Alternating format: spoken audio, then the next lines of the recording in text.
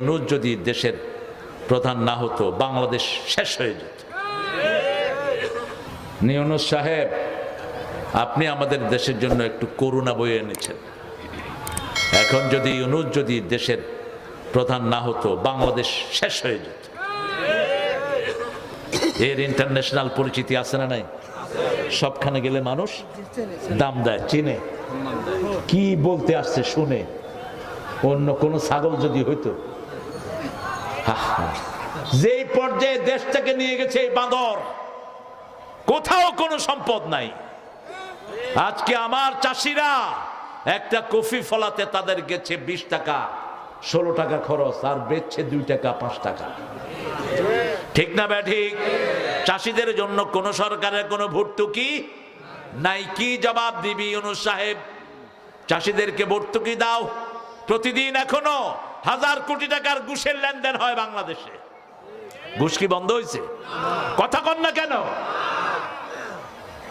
মানুষ অসহায়। উপদেষ্টাতে যে কয়টা ঢুকেছে অধিকাংশগুলো ইসলাম বিদ্বেষী, চোর, ছেচর, খবিশ। লাথি মেরে বের করে দাও এদেরকে। দেশের শান্তি যদি চাও, চাষিদেরকে ভর্তুকি দাও। চাষিদেরকে যদি 1000 কোটি টাকা দাও, আগামী বছর 10,000 কোটি টাকার তরকারি এরা উপহার দিবে। কিন্তু এই বছর যে চাষি কফি ফলাইছে, ওই চাষি আর কফি ফলাবে? কথা বলেন না কেন? আলুর কেজি কত এখন? অথচ বীজের আলু কিনছে 80 টাকা দিয়ে। কত? 80 টাকা বীজের আলু, আর এখন কেজি বেচে কত? ডক্টর ইউনূস, বহুবার আপনি বিদেশে গিয়েছেন, আমরাও টুকটাক গিয়েছি।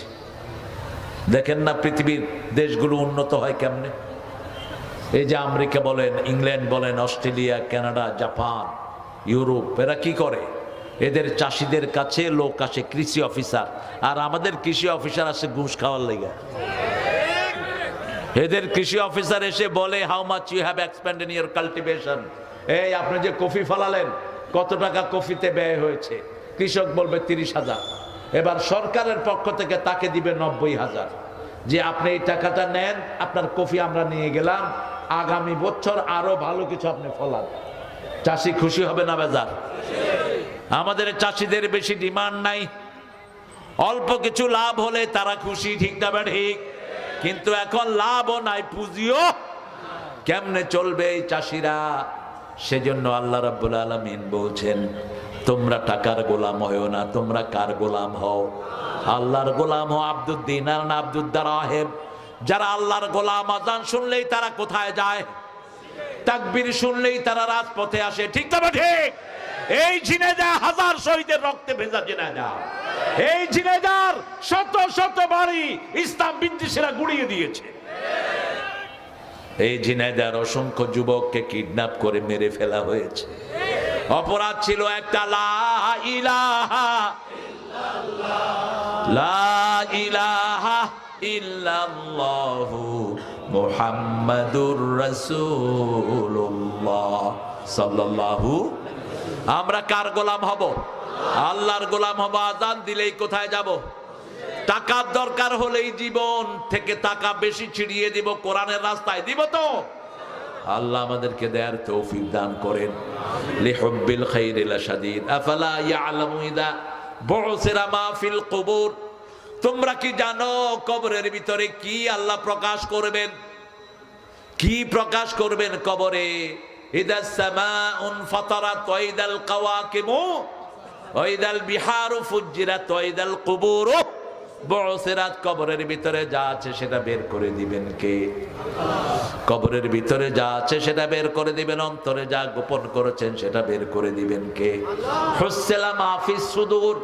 কি অন্তরের ভিতরে লুকিয়ে রাখেন? ইয়ালামু খাইনাতাল আয়ুনি ওয়া মা তুখফিস সুদূর।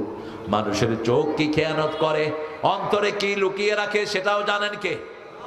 সেটাও আল্লাহ জেনে যায়। সে আল্লাহ বলছেন, তোমাদের মনে যদি ভালো চিন্তা রাখো, যেমন এই চরমনায়ের ভাইয়েরা চিন্তা করেছেন কোরআনের মাহফিল সাজাবেন। ঠিক না বেটি? সাথে যোগ হয়েছে জামাত, সাথে যোগ হয়েছে টুপিওয়ালা, দাড়িওয়ালা, সাথে যোগ হয়েছে বিএমপি, আওয়ামী লীগ, নামাজিরা। ঠিক না বেটি? এখন আর এটা কোন দলীয় নাই, এটা কার? এটা কার? আল্লাহ। কি আপনার মনের ভিতরে এটা জানেন কে? আপনার মনের ভিতরে আছে আমরা টুপি দাঁড়িয়ালাদেরকে একসাথ করব, আমরা নামাজিরা একসাথ হব। কারণ কবরে আল্লাহ দলের কথা জিজ্ঞেস করবেন না, কবরে জিজ্ঞেস করবেন তুমি মুসলমান হয়ে গেছো কিনা। ঠিক না ঠিক?